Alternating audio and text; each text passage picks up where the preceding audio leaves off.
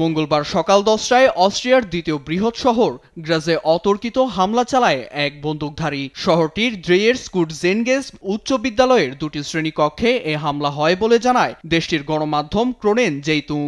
এতে প্রাণ যায় একাধিক শিক্ষক ও শিক্ষার্থীর, আহত হন অনেকে। তাদের চিকিৎসার জন্য নিকটস্থ হাসপাতালে পাঠানো হয়।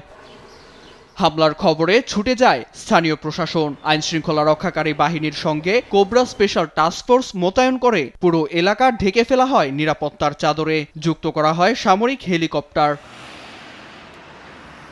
আইনশৃঙ্খলা বাহিনীর তৎপরতায় বিশ্ববিদ্যালয়ের সবাইকে উদ্ধার করে একটি হলরুমে রাখা হয় বলে জানা গেছে। সেখানে প্রাথমিক জিজ্ঞাসাবাদ শেষে তাদের নিরাপদে সরিয়ে নেওয়া হয়।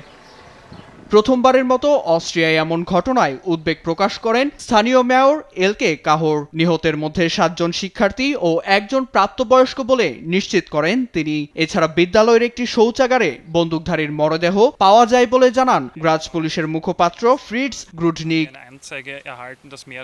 সকাল 10টা নাগাদ এখানে গোলাগুলির শব্দ শোনা যায়। খবর পেয়ে টাস্ক ফোর্স নিয়ে আমরা ছুটে আসি। পরিস্থিতি এখন আমাদের নিয়ন্ত্রণে রয়েছে। হামলার খবরে উদ্বেগ প্রকাশ করেন অস্ট্রিয়ার চ্যান্সেলর ক্রিশ্চিয়ান স্টকার ও স্বরাষ্ট্রমন্ত্রী গেরহার্ড কার্নার। এছাড়া তীব্র নিন্দা জানায় ইউরোপিয়ান ইউনিয়ন।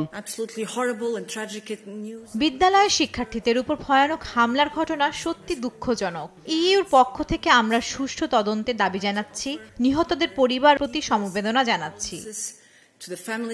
দুর্ঘটনার প্রকৃত কারণ সন্ধানে তদন্ত চালাচ্ছে আইনশৃঙ্খলা বাহিনী। পরিস্থিতি নিয়ন্ত্রণে নিয়ে পুরো এলাকা নিরাপদ বলে আশ্বস্ত করেন তারা।